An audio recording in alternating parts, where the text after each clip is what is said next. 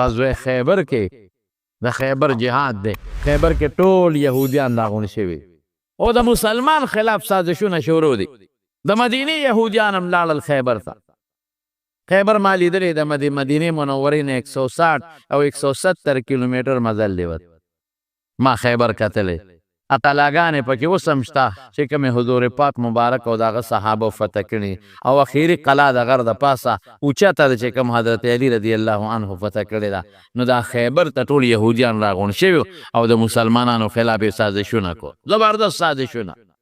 غزوه خندق کې چې د مکې کافر رالل او حمله وکړه په مدینه منوره، د حویه ابن اخطب چې کوم د یهودیانو مشر و د هغه سلاکاري او د هغه سازش پکې په منځ کې و. په غطفانیانو وګرځېده د اجرتي قاتلانو ډاکوانو، وی د خیبر چې څومره کجورې کال کې کېږي نیمې به تاسو له درکو، خو د مکې مشرکانو سره ملګري شو په مسلمانانو حمله وکړي. دومره سازشونه یې کول. نو حضور پاک لاړ او په خیبر یې حمله وکړه. دی په خپلو قلاګانو کې بند شو. نبی علیه السلام چې څنګه راغی دي سار وختي پیغمبر مبارک حمله وکړه. دوی چاریانې په اوږه او پچې ورسره وې په لاسونو کې، ځکه خو زمیندارانو چې نبی علیه السلام ولیدي محمد والله محمد والخمیس، دا خو محمد دی صلی الله علیه وسلم دی، لښکر دی ورسره. او پیغمبر علیه السلام مبارک او فرمایل الله اکبر انا اذا نزلنا بساحه قوم فساء صباح المنذرین. مونږ چې کلم په یو قوم حمله وکړو بیا ګټه زمونږ یغوی بربادي، د هغې زمانه او د هغې سار دا بیا تباه او بربادي. مونږ له به خدای فتح راکوي. مسلمانان غیر چاپیره دي، محاصره د دوی د قلاګانو کړې ده. یو قلا فتح کیږي او چې کومه فتح کیږي نو دا یهودیان بلې له منډې وایي،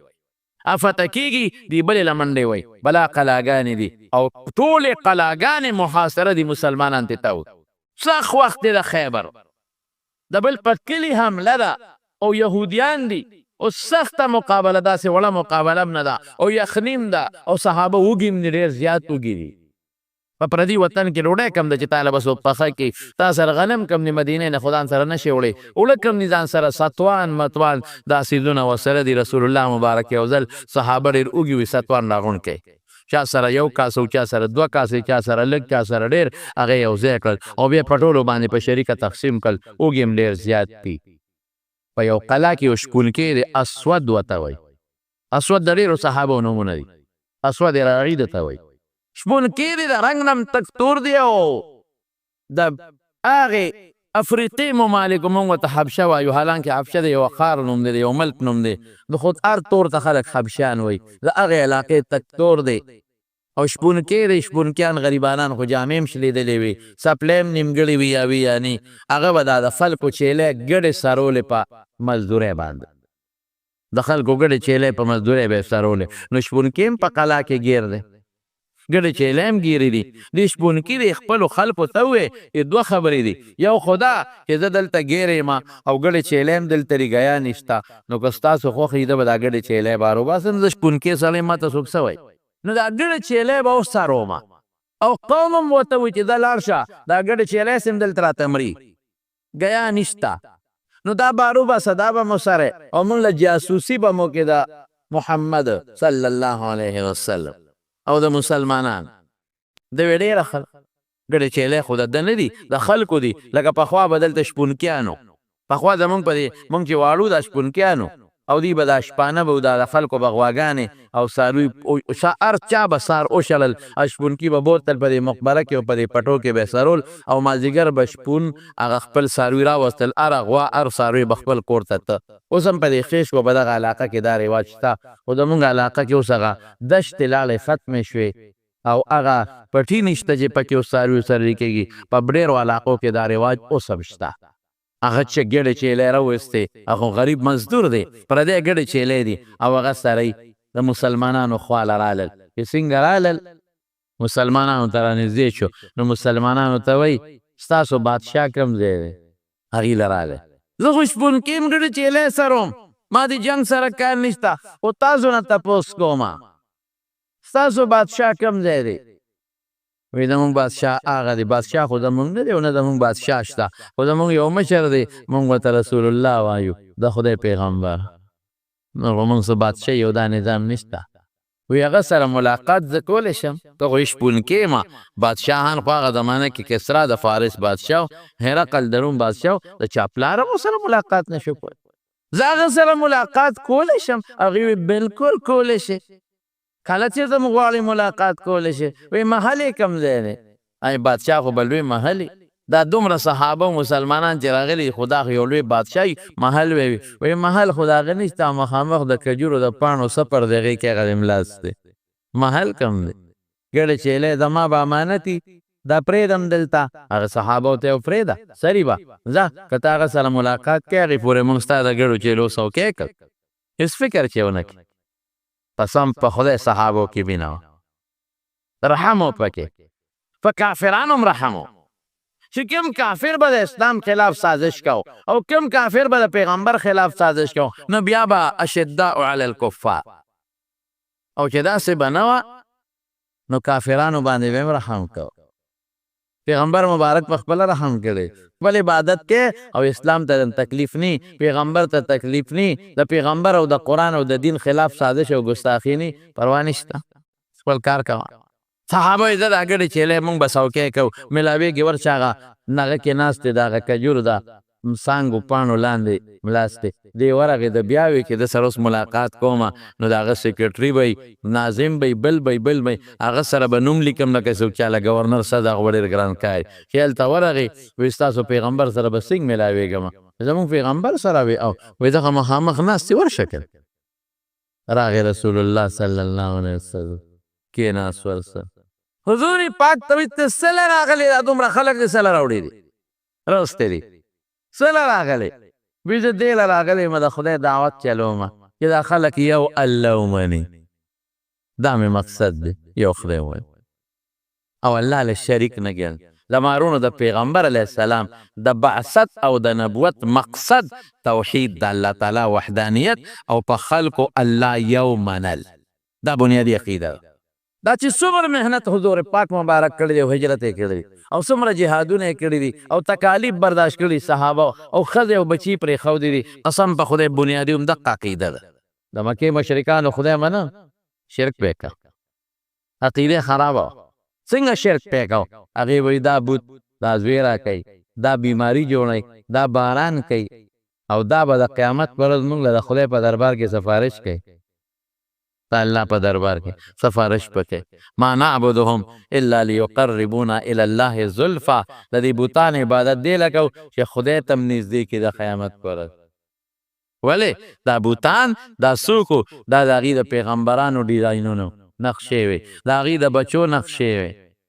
د هغې د نیکانو چې هغوی ته کوم نیکان ښکاره کېدل عبادت ګزار د هغوی نقشې وې دا خو د خدای نیازبین دی د خدای خوښ دی نو دوی به مونږ الله ته نږدې کوي د مارونو دا د شرک عقیده ده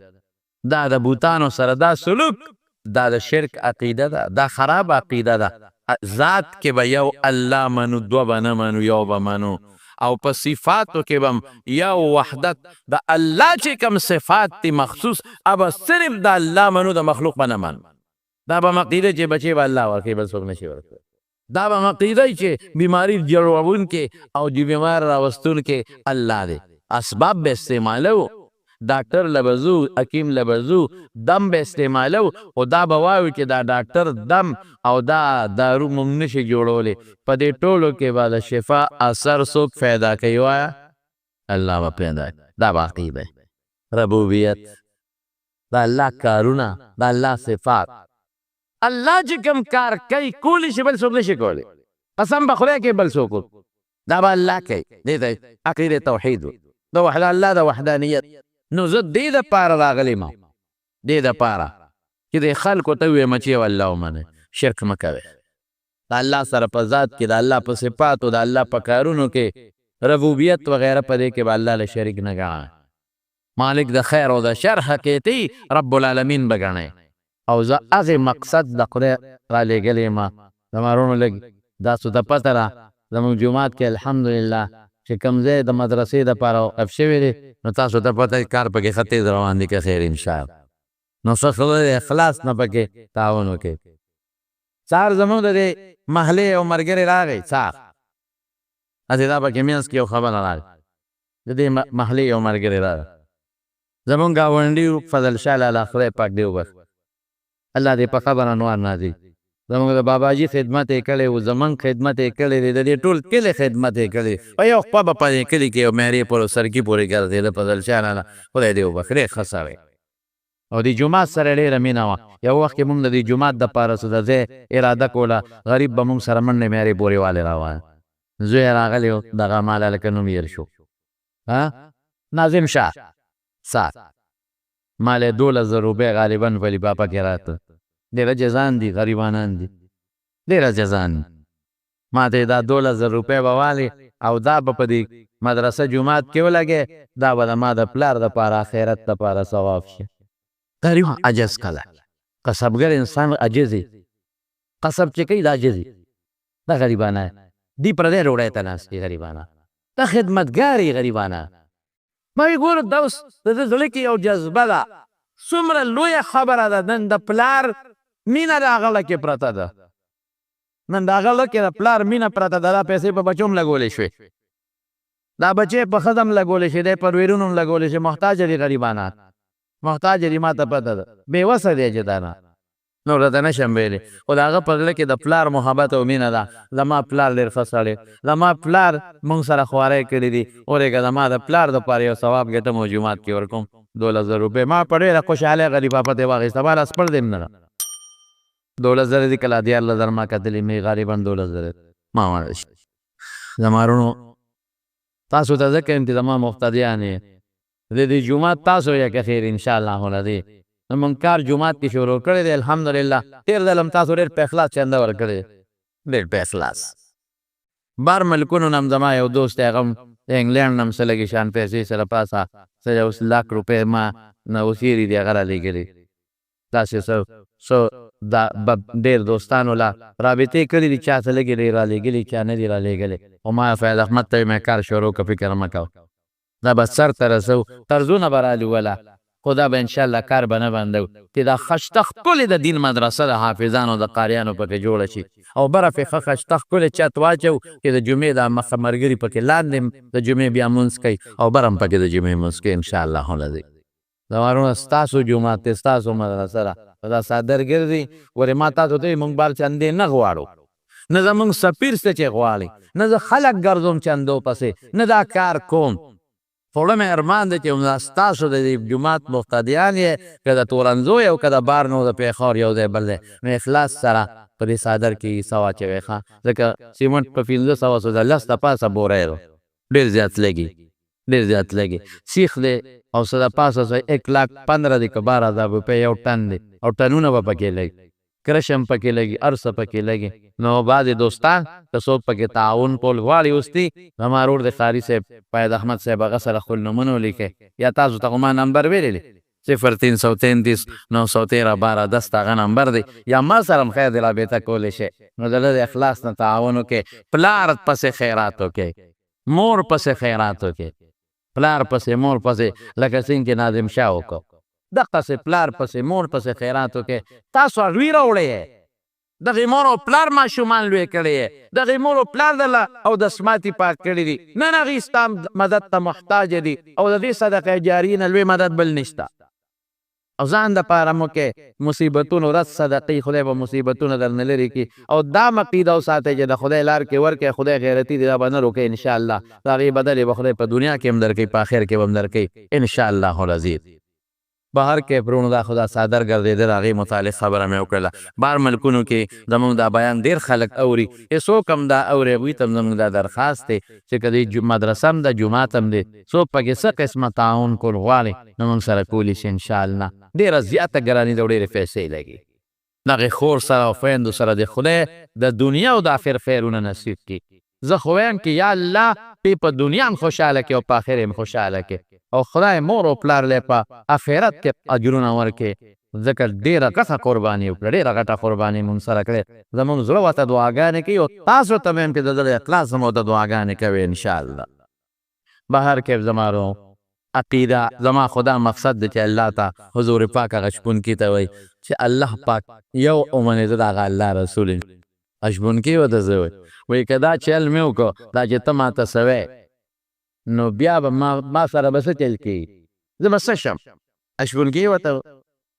رسول الله صلی الله علیه وسلم ورته وفرمایل وی تعالی به خدای په جنت کې لوی مقام درکړي د خدای د عذاب نه به بچ شي مسلمان به درته ویلې کېږي او زما د صحابه به رور شي رور د دې رور به شي زمونږ به رور شي وی زه به رور شمه زه خو تک تور یم زه خو ډېر عجیز یم زه خو فقیر مسکین یم ما خو سپلی جامې م شلېدلې دي او ما نه خو بینځي بینه زه به د دوی رور شم حضور پاک وفرمایل بلکل که ته په اسلام کې داخل شې او مسلماني دې ومنله نو بچې زه به دې را تر غاړه باسم ځان ته زما دا صحابه به دې ځان ته را تر غاړه باسي زمونږ رور به شي رور په مونږ به ډېر ګران شي انما المؤمنون اخوة مسلمانۍ کې به هر مسلمان د بل مسلمان رور یې رور مسلمانی وی دې ته مسلمانی مسلمان د مسلمان رور بس مسلمان د مسلمان دشمن بنی مسلمان به کوشش کوي چې مسلمان ته پاغه نظر وګوري لکه خپل لور ته چې په کم نظر ګوره او د مسلمان ښځې ته به پاغه نظر ګوري لکه د خپل لور ښځې ته چې په کم نظر ګوره او د مسلمان مور ته به پاغه نظر ګوري لکه خپلې مور ته چې ګوره او د مسلمان لور ته به پاغه نظر ګوري لکه خپلې لور ته چې ګوري درندګي به نه کوي نن خو درندګي شروع ښځو سره قسم په خدای هغه ظلمونه شروع دي ښځو سره زما لس ستړی شو ما مخکې م تاسو ته بله جمعه کې ویلو چې خدای دپاره د ښځو د طلاقو دا قصې مه کوئ ورشه وګورئ په پنجاب کې زمونږ دا صوبه ګزاره کوي هلته موټروی باندې غریبه زنانه را روانه ده او ډاکوان راغلي دي او څه عمل یې ورسره د بچو په مخ کې ورسره جرم کړی دی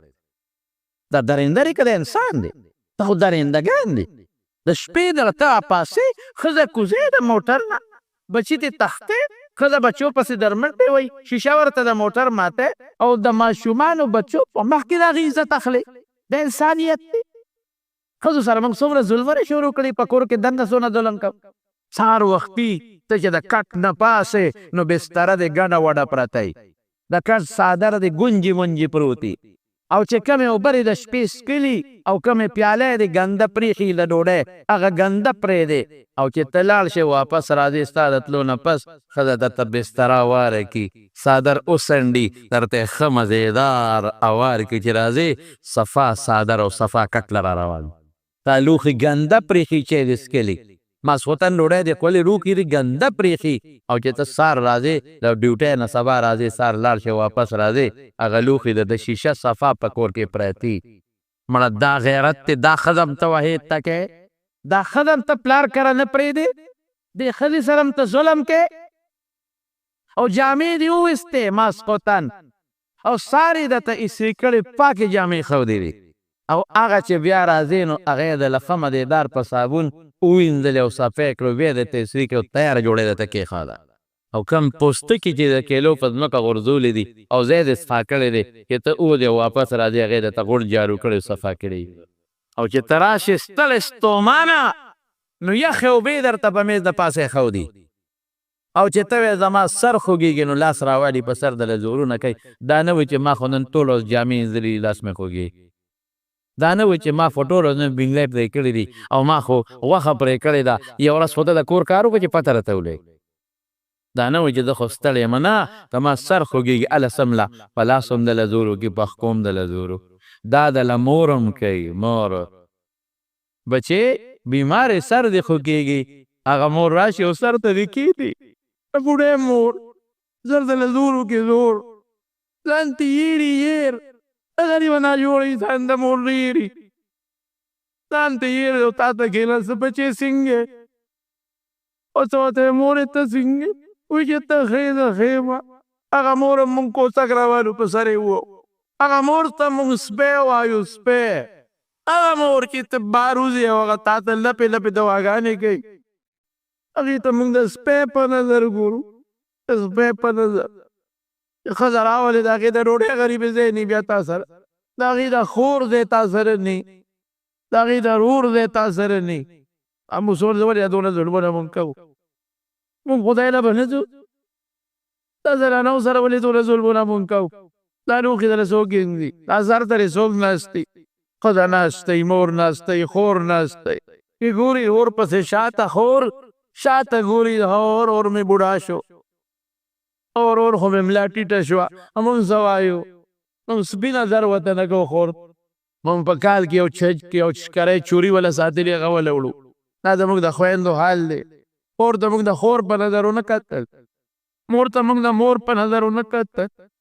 لور ته موږ د لور په نظر ونه کتل. دا کم خواله مسلماني لاړه؟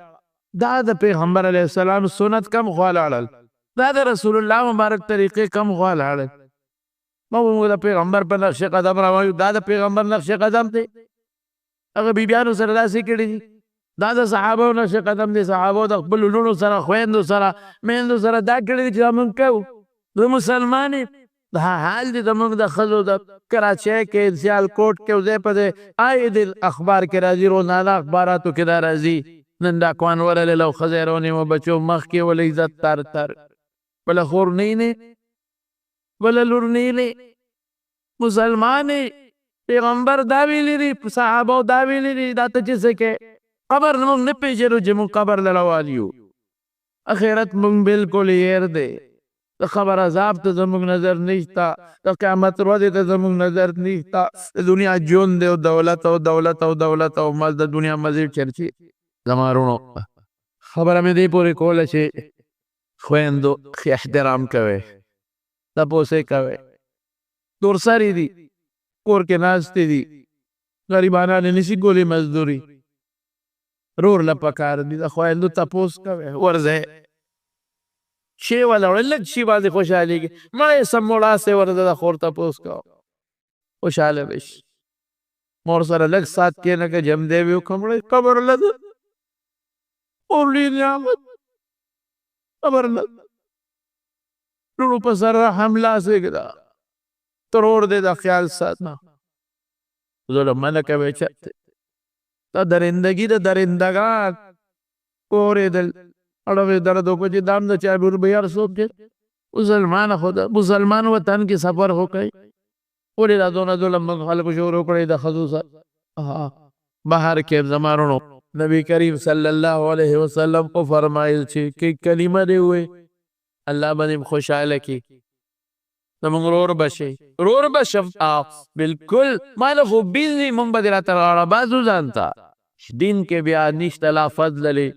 عربي على عجمي ولا لأبيض على أسود إلا بالتقوى. د سپین په تور د عربي په عجمي فرق چې دی په تقوا دی پرهیزګارۍ باندې. نور دا فرق نشته، دا تور دی دا سپین دی،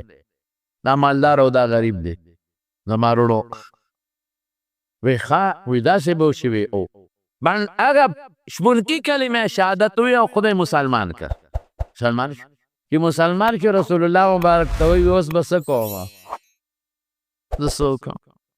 دې ته امانت وی، دې ته پیغمبر وی. وی بچې لاړ شه او دا ګډې چیلۍ چې د چا دي دا هغوی ته حواله کړه. نو بیا راځه اوس عقل څه وی دلته؟ عقل وی چې دا خو د دشمن ګډې چیلۍ دی، غنیمت دی په ګوتو راغلی. که حمله په دې قلعو شوه همدا ګډې چیلۍ به نیسو غنیمت پی او لاس ته راغې واپس یوسه. او کم وخت دی صحابه دومره غریبانان اوږي دي دومره چې د یهودیانو نه خره راونیول، خره یې حلال کړل. خره دا کورني خره او په کټمو کې غوښې باندې کړې. نو حضور پاک ته چه وایي چې صحابه خو خره حلال کړل او هغې په کټو کې باندې کړې. وی الوازو کې مردار دي، هغې ته پته نه وه غریبانانو ته. دغې وخت کورنۍ خره د هغې غوښې خوړل حرام شو، مردار دي. یو صحابي وی یو د او وازګې یو دغه چا راویستله پیلې، وی ما ور ټوخ کړې وږې وما، حالانکې بدبویه او بویه یې کو چې شاته مې وکتل حضور پاک مبارک ولږه حیا راغله. اوږي دي غریبانه هېڅ درک نه لګي. همدغه ګډې چیلۍ سبا غنیمت کې را حاصلوي. لیکن دې شپونکي ته وي بچې دا یو څه هله شابه دا خپلو کسانو ته واپس که نو بیا راشه. ولې ځکه هغوی تاله دا ګډه چیلۍ درکړي، ته خو مزدور یو معاهده ده ورسره ستا، په تا ذمهداري ده چې دا به هغې له واپس بوځې. امانت کې خیانت به نه کوې بچې، شابه دا واپس یو څه نو بیا راشي. خو پکې څوک داسې نن سبا د دشمن مال څه او بیا هغه دشمن ته چې حمله دې پرې کړې ده، محاصره دې کړې ده. قسم په خدای د رسول الله مبارک امین امین امانتګر او صحابو ته دا چل خولی. هغه ګډې چیلۍ واپس بوت دی. صحابه کش نه کوي چې صاحب دا په غنیمت ته کړه دشمن مال دی محاصره هم کړی دا نه دا د دې بچي ذمہ داری د دې ګشونکې دی هغې ورکړي دي دا به واپس بوځي چې خیانت را نشي دنیا کې یو مثال پرېږدم ګډ چیله واپس راغی چې راغی رسول الله مبارک ته ویل بس وکړو د حج وخت هم نه چې حج له دی او څوک وي دغې وخت کې لا حج فرض هم نو د مانځه وخت هم نه دی چې مونځ وکړم د روجې میاشت هم نه ده چې روجې ونیسم غریب دی زکات هم پې فرض نه دی وی اوس به صفم وی بس اوس که دې خوښوي نو توره په لاس کې والې جهاد به وکړې وی ښه چې جهاد وکړم او مړ شم څه به کېږي خو لا غریب نه دی خبر که نه وی چې مړ شي نو الله به د جنت الفردوس ته ورسوي هغه جنت چې د الله د عرش د سوري لاندې دی او چې مړ شي وی زه خو تک تور یم وی تک تورې خو که مړ شي تا نه به رڼا خیږي تا ته به د جنت شوري هرکلي او مرحبا وی وی دا دې توره راکړه توره یې ورکړه لال وجنګېد اتفاق ته ګوره شهید شو چې شهید شو صحابه ټول پرې راغونډ دي دا څوک دی دا خو څوک ناشنا دي مونږ خو نه پېژنو نور خو ورته پته وه چې پلانکې دی در اوچت کشه هغه لمبی و هغه دغه خیر په شهید لمبول خو نشته خښۍ دفن کوي خو دا خو ناشنا دی رسول الله مبارک وي دا هجوم او بیړه سره وی دا صاحب یو هلک شهید شوی دی څوک یې نه پېژني په تیر کې لګېدلی دی او که دا څنګه دی هغه ته خلک راغونډ دي نبي علیه السلام مبارک ورغې چې ویې کتل وي دا زه پېژنم تاسو نه پېژنئ خو دا بچی زه پېژنم هغه بچی دی چې د نه مونځ وکړو نه روژه ونیوله نه زکات ورکو نه حج وکړو نه نیک عمل وکړو خدای جنت الفردوس ته ورسوي وایي دی ما ته دې وخت کې په جنت الفردوس کې ښکاري دا بچی او دا بچی دې وخت کې ما ته د حور عین سره ښایسته حورو سره ښکاري او دا بچی دې وخت کې ما ته لکه د سپومې ښایسته ښکلې رڼا ښکاري او دا بچی ما ته ډېر خوشحاله ښکاري لیکن امانت واپس ورسو مکه مکرمه چې کله فتح شوه مکه مکرمه خیره خبره اوږده ده اوسه دا به درته بله جمعه کې ووایم خو زما وروڼو په مونځ ستاسو دا غټه ذمهداري ده غټه د مانځه چې مونځ په صحیح طریقه ویم کو غلط یم نه په مونږ دا زکات ذمهداري ده چې مونږ زکات د هغه طریقې سره ورکړو چې کوم مونږ ته رسول الله مبارک ویلی دی او مونږ پکې ریا ونه کړو مونږ صدقه او خیرات په هغه طریقه ورکړو چې مونږ ته پیغمبر مبارک ښولی دی او مونږ په هغې کې ریا م نه کړو او سبا دا م نه وایو زکات مې در نه کوې خیر ښېګړه سره کوم او د ما د غم ښادۍ له اوس نه راځې نه لا تبطلوا صدقاتکم بالمن والاذا احسانونه به نه کوې نه او چاته ضرر رسوي صدقه به پرې نه برواله او روجې نیسو یو ذمهداري ده په هغه طریقه چې حضور پاک ښولی حج هم یو ذمهداري ده په هغه طریقه امانت ذمهداري ته وایي چې الله ویلي په هغه طریقه او ایرونو د ښځې هم پته یو ذمهداري ده هغې سره به هغه ژوند تېری چې څنګه الله رسول تېر کړ څنګه رسول الله مبارک تېر کړو د بچو هم تا باندې یو ذمهداري ده هغسې ژوند به تېری چې کوم موږ د پیغمبر مبارک ښولی دی په بچو د پلار او د مور ذمهداري ده هغسې ژوند به تېری چې موږ ته پیغمبر مبارک ښودلی او په افسر هم یو ذمهداري ده چې د خپل ماتحت سره به داسې ژوند تېری لکه د بچو سره چې ژوند تېری او د کلاس فور او د بابوم دا ذمهداري ده چې د خپل افسر سره به داسې ژوند تېری لکه د پلار او د تر سره چې څنګه ژوند تېری او د سرکاري افسر ډیوټۍ والا باندې دا ذمهداري ده چې وخت به پوره تېری تګي به نه کوې په ډیوټۍ کې ډګي به نه کوې او د خزانې کې به کرپشن نه کوې کرپشن په تا ذمهداري ده خیانت به نه کوې خزانې سره د مل نه به کوې دا ذمهداري ده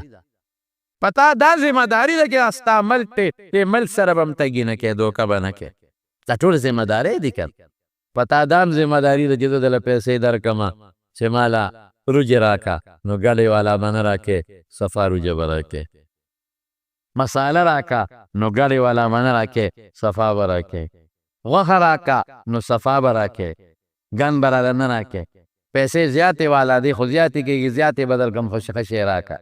ټماټر والا هم ټماټر اخلي نو دا ذمهداري ده پته چې ښه شی به ورکې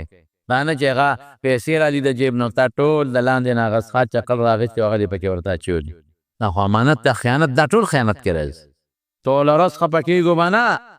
نیکان هم شته صالحان هم پکې شته خو بعضې کسان بعضې دکانداران د 1 نمبر په دی 2 نمبر شي خرڅي قسم په خدای خیانت د یو پاک شي په ځای ګډه خرڅوي ګډون شي قسم په خدای خیانت دی او حرامه ده. ته چې کوم شی غواړې هغه نه درکوي د هغې په ځای بل شی درکوي. ته یې مال جاپاني راکتلی چین والا درکوي، ته یې مال اول نمبر راکتلی 2 نمبر شی درکوي. قسم په خدای چې دا خیانت یو تګي ده. 15 ګیره ده او سترګو کې رانجم کړی راچولي دي او ګیره لري ښه د زیتون تیل ورکړی چمک دې مونه ورکړی او بډې دې موهلې دي او دا چلونه کې کال کې عمره او حج هم نه قضا کې. قسم په خدای چې حرام خورې قسم مې راته وخوړه کوه حجونه عمرې کا ګیره د نامن هم لاندې کا پټکي م ورسره ووه ښه رانجم واچوه ګیرې له ښه چمک ورکه. دا بعضې دي ګورې داسې دا شکل یې خدای له نه جوړ کړی دې دپاره یې جوړ کړی چې سړی تیر باسي. ته ورشې وایي د ده خو په لمن مونځ کېږي د ګیرې ته وګوره سمه رڼا کوي، د مخ ته وګوره سمه رڼا کوي، د تندي ته وګوره سم سجدې پې داغونه جوړ کړي دي او د رانجو ته وګوره داسې نه دي ګران شوي دا ټول دې پورې کوي او د شکل ته وګوره بډو ته وګوره وایي بان سره جومات ته لاړ او میانځ کې ورته وایي کاکاجي تمارو چې فکار دی خو چې ګډه پکې نه نو ټول دله هغه 2 نمبر شی لري 2 نمبر ګندر ته ټول دنه واچوي هغه دوکې والا شی دله درکړي په دې قسم دی چې دا حرام حرام حرام او رسول الله مبارک فرمایي وی هغه غوښه چې د حرامو نه زرغونې د جنت خوشبو پې حرامه ده اله به دي چې په دوزخ کې وسوځېږي فالنارو اولا بها اور ته به په مولا هم ذمه داري ده د عوامو سره به ته خپل اخلاص کې دین به ورته بیانې دا منه کې چې که زه دا خبره کوم ته ما مختلف به خفه شي او ما په طریقه په نرمۍ بیان که ما به د امامتی نه وباسي رزق په امامتی کې نه دی خدای به درکړي. په مدرس هم ذمه داري ده د مدرسې په مدرس چې دی به هم درس کې ټګي به نه کوي دوکه به نه کوي صحیح طریقې سره به درس کوي او کتاب به ګور هر چا یو خپله ذمه داري ده. از د مې نمبوان اخیستل په پېښور کې ګاډي والا ته مې ګاډي ودروه او ښه لوی ګیرې وخښته او مزېدار ما وی که خیر انشاءالله سړی مې مونته و ای به ښه شعره ده دومره غټ غټ ټیمبوان مې په څو دي کیلو په څو دي په دې مې ښه دا سر والا نیمبوان به راکې ریټ مې سر ورنه کوي چې ریټ زما د خوښې مال ستا د خوښې دونه هوښیار ریټ زما د خوښې مال ستا د خوښې مې ټیک شوه مې به شابه وتله چې مې اوس تلې ورانه که لاندې هغه سوبیرو په شان شنې رنډې ته تله ورانه ما کړي. ای کاکا دا بره وی دا به په چا خرڅومه مې اوس غریب سړی مولی یم نه جګ نه شم کولی نه ستغه ویلی شم یعنې زه به راته لنډ جواب در کوم چې په هغه مور دی خرڅ که که چا خرڅی ما خو تا ته خبره خلاصه کړه که نه تا په خپله وایي چې ریټ ستا ما د خوښې او مال ستا د خوښې دا په چا خرڅوم. رسول الله مبارک یو ځل لاغی او غنمو کې لاس ومنډه لاندې لامدو سړی ته دا ولې وایي باران پې شوی دی باران په بره کېږي که په لاندې کې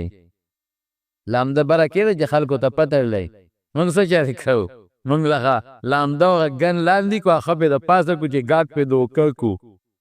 او ګاډ پې ووو او د شپې چې کور ته لاړ شو نو بیا څه چل کوو بیا موږ ښه ورېږه ډوډۍ وخوره نه ورېږه مونځ کومه تا خو لیف شو که نه مونځ یاره یو څو رکعته نفل مې هم کوله او منځ کې دې ټول ګن په خلکو خرڅ کړی دی ټول ارامه دې راوړې حرام به نه کوې حلال به کوې. په دوکاندار دا امانت دی ذمه داري ده چې کوم شی ګاک ته نه اخلي همغه شی ورکې غلط به نه ورکې لږه ګټه قسم په خدای که په پیسه کې پیسه د انسان د راحت ذریعه ده ګورې راحت نه دی دولت د انسان د راحت او د سکون ذریعه ده راحت او سکون د چا په لاس کې دی. که ملګري خبره کوله و خبران اوږده شوه پیروانو عمرې له نو ما یو ملګري و ډېر زیات مالدار و نو ما هغه ته وایي چې هلکه چې لاړ شو چې ته ځان له چې د نږدې ځای والو او عمرې دپاره ځو چې ځای مې ځای وي چې مکې ته حرم ته تل لا تلم راته اسان وایي ما ته وایي ملا خو چې پیسه یې هر څه میلاویږي ولې سوچ ونه کړي وی ما ورته بیا وی چې مړه دا چل وکړو دا یا مړه چې پیسه را سره یې څه غمونه کې چې پیسه یې په غرونو کې لارې وباس مالدار اوسه ډېر ښه څه داسې اوسه کې هر شي کې پیسه یې پیسه یې پیسه یې پیسه یې پیسه یې وی خیر لاړو هلته خو بیا ځانځاني وي وی د بیت الله په دې پوړی ناست دی او سر یې داسې لاس کې نیولی دی او دا چل کوي نه چې هلکه څنګه چل دی ولې وی پېشمنۍ مې نن نه دی کړی ولې دې پېشمنۍ نه دې کړې؟ وایي سر مې خوږېږي نن پېشمنۍ پاتې دی. ولې دې نه دې کړې؟ یاره وایي راپاڅېدم هغه هوټل ته ورغلم بلاره شو پکې نو هغه سړي له ورغلم ویې لینډ کې ودرېږه. ویې لینډ کې ودرېدم وایي چې زما نمبر راته بانګې ووایي. مې تا خو وایي چې پیسار څه کوي ګر پیسار څه کوي نن د پېشمنۍ ولې ونه کړه چې پیسار څه کوي. پیسه به د سره او ډاکټر به راته وایي چې دی بابا علاج نه کېږي دا کور ته بوځو ځکه نو به پیسې ته جوړ پس پیسه به د سړي دوی به دې بوځي شفا ته هغه خان ته غټو غټو هسپتالونو ته وبوځي او ډاکټر به وایي 80 لکه روپۍ راوړه دا داخله که دې نه بغیر نه کېږي 80 لکه به داخله کې بیا به ډاکټر وایي یاره بس مونږ خپل کار وکړو ستا بس دوا ورته کوه ځکه نو په پیسې ته بچ ته که په پیسې ته جوړولی شي. پیسه د انسان د راحت د سکون ذریعه ده. راحت او سکون په چا کې دی لکه په الله کې هغه سره ده. ځکه خو الله وایي یا ایها الذین آمنوا لا تخونوا الله خدای سره به ټګي نه کوئ. د خدای چې کومه ذمهداري ده به پوره کوئ. والرسول رسول سره به ټګي نه کوئ چې کومه ذمهداري ده هغه وکوئ. وتخونوا اماناتکم او هغه څوک وایي لا پکې واپس کا چې خپلو امانتونو تخونو خپلو امانتونو کې به هم ټګي به نه کوئ.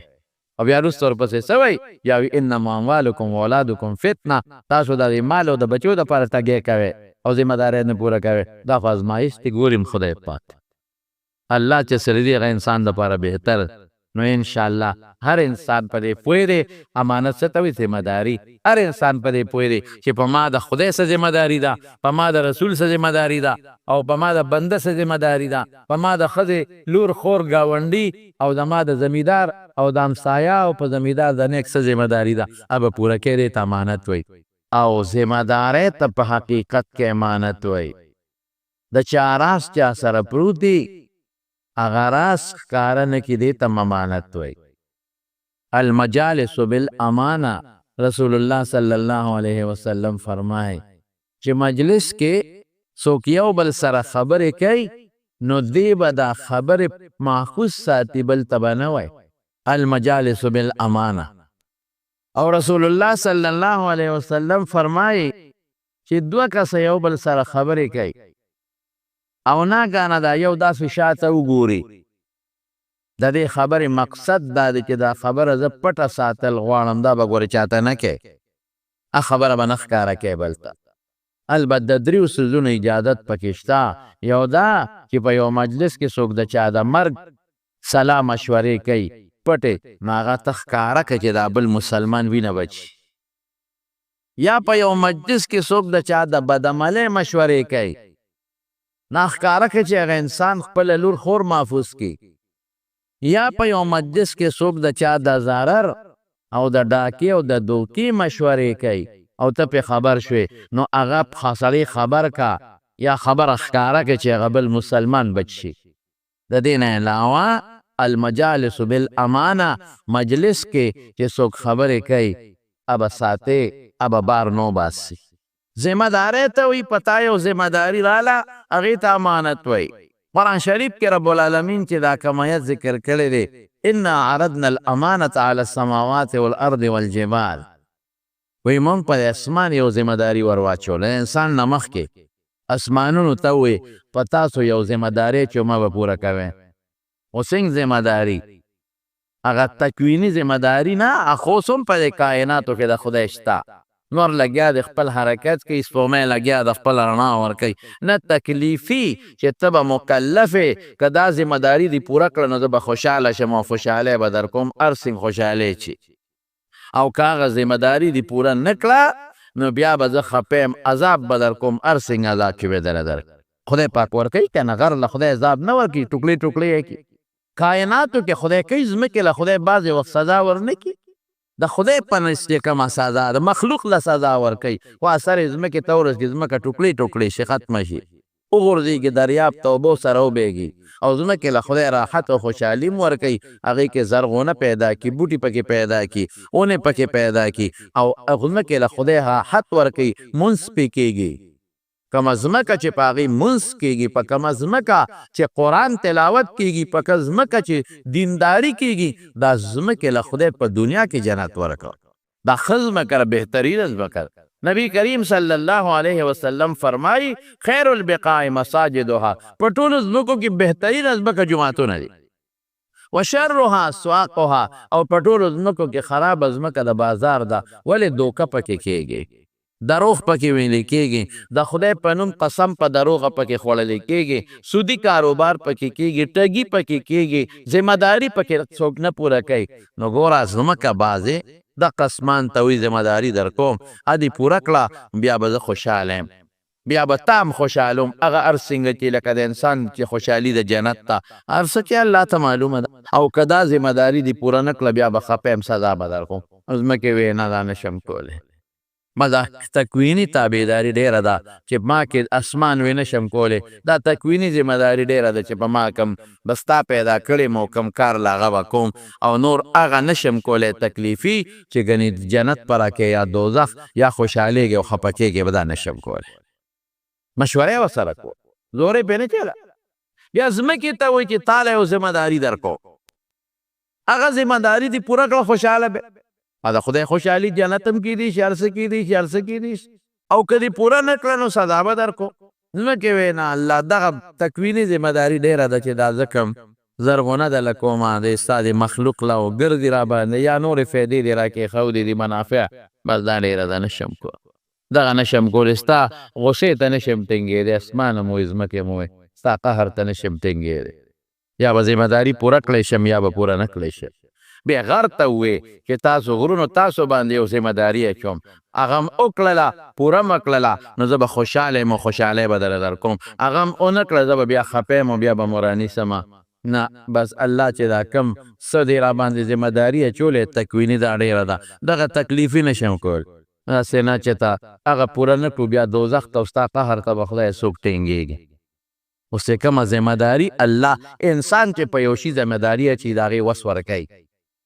لکه تا ته مو چې بازار ته لاړ شو ماله سبزي راوړه نو زه به تاله د بازار د تلو بندوبست کوم یا به موټر سایکل در کوم یا به کرایي در کوم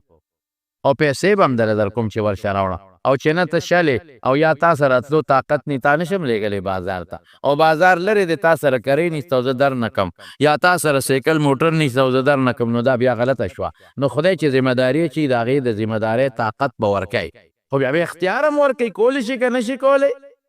هغې درې واړو یې الله نشو کولی واشفقن منها باس ویرېدل اوهو هسې نه پوره نه کو غرق به شو خدای ستا کائنات ستا غرونه اسمان او ځمکه قهر ته کب ته ټینګېدی شي یا الله انسان ته وایي تا باندې یو ذمہ داري اچوم کولی شي که نشي کولی تکویني نه تشریعي ذمہ داري تکلیفي ذمہ داري که دې وکړه خوشحالي او جنت به در کوم او که دې ونه کړه بیا به نه در کوم بیا به عذاب در کوم الستو بربکم قالو بل کو انسان سینه وړه الله را واچوه کولی شم را واچوه وحملها الانسان اوس الله دا ذمہ داري کوم ځای اچولې ده آدم علیه السلام د شا نه یې ویستل اچولې ده او که عالم الارواح کې اچولې ده جنتونو کې را یو ځای کړي دي اچولې ده کوم وخت کې الله ته پته ده او الله قرآن کې وایي د تابعدار را واچوه انه کان ظلوما جهولا ما ته مخکې نه د ما په علم کې پته وه الله وایي چې دا ډېر ظالم دی دې دروغ وایي دی به دا کار نه کوي دا ناپویه دی پوی نه دی دا ډېر ناپویه دی دا د مخکې نه ده کې جهالت پروت دی بس ګوره څومره زر یې فورا شی قبول کړه اوس دا ذمہ داري به څوک پوره کوي دا به څوک پوره کوي نشي پوره کولی هغه ذمہ داري رسول الله مبارک د هغه صحابو پوره کړې ده او موږ ته ویلي دي چې پوره کوي او اعلان کوي یا ایها الذین آمنوا لا تخونوا الله والرسول اے مؤمنانو ورې خدای او د خدای رسول سره خیانت ټګي مه کوئ چې کومه ذمہ داري پوره کړې د هغه در باندې جوړې د هغه پوره کوئ یا ایها الذین آمنوا لا تخونوا الله والرسول وتخونوا اماناتکم وانتم لا تعلمون خدای سره به هم ټګي نه کوئ ذمہ داري به پوره کوئ د خدای رسول سره به هم ټګي نه کوئ ذمہ داري به پوره کوئ ځان سره به هم ټګي نه کوئ ذمہ داري به پوره کوئ دا به خامخا ذمہ داري پوره کوئ وانتم تاسو خیانت کوئ دا پوره نه کوئ لا تعلمون او بیا رب العالمین دې پس یو ټکی وایي واعلموا انما اموالکم واولادکم فتنه د دې ذمہ دارۍ په لاره کې به مال رکاوټ جوړېږي بچي به رکاوټ جوړېږي دا به رکاوټ جوړېږي وان الله عنده اجر عظیم. مال بچو ته مګوره خدای ته وګوره اجر به خدای در. اوس د ذمہ داري خبرې درته کوم. منګوایا امانت دیته وي پیسې ورکا دا به محفوظي، مال ورکا دا به محفوظي نه. پار چا ذمہ داری دا د ټولو نه مخکې په ما دا ذمہ داری ده چې د الله چې کوم عقیده ما ته ویلې دغه عقیده به خپله محفوظ ساتو. مونځ کې یو ذمہ داري په ما پتا دا به پوره کې د مونځ هغه ذمہ داري مونږ پوره نه کړه. ډېره پوټې نه ذمہ داري ده مونږ پوره نه کړه د مونځ هغه څه ذمہ داري ده. 2 رکعاته مونځ افسار 4 د ماسپښین مازدیګر ماسخوتن 3 د ماښام دا به په هغه طریقه کې په کومه طریقه رسول الله مبارک کړی دي. صلو کما رأیتمونی اصلی. پیغمبر نمونه د اسوه حسنه چې زه څنګه مونځ کوم هغسې به کې هغسې وکړم. درځه او دروزم جوړ کړی مونځ ته ماړو سوچ نه د 100 روپو ټماټر چې الو څومره پکې سوچ او فکر کوو لټو چې خراب رانه کې او د 15 روپو مونځ کې مونږ پکې سوچ تا کوو او هغه نور امانتونه توبه وباسه. نبی کریم صلی الله علیه وسلم چې هجرت کوي د مکې نه مدینې منورې ته د کافرو د لاسه هجرت کوي. د مکې خلک یې ټول دشمنان دي په وطن کې نه پرېږدي او دغه وخت کې پیغمبر علیه السلام سره پردي مالونه پراته دي امانت. دغه وخت د پیغمبر نه مخکې امین او امانتګر او د نبوت نه مس وروسته امین د امانتګر د کافرو مالونه ورسره پراته دي. حضرت علی رضی الله عنه راوسته او په خپل بستر یې سملو وی علي زما په دې بستر سمله کافرانو بیګا اراده کړې ده په ما په کور به حمله کوي.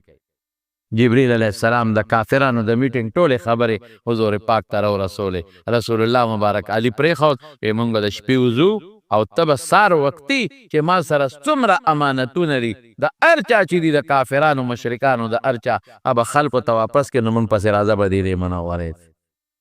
اوس داسې وخت کې دې ته امانت وي وی چې راشه دوی ما نه پرېږدي په وطن کې مې نه پرېږدي زما ملګري نه پرېږدي وهي ټکوي ما سره ظلمونه کوي په شا راته لرې اچوي د دې دا مالونه غنیمت دې وړه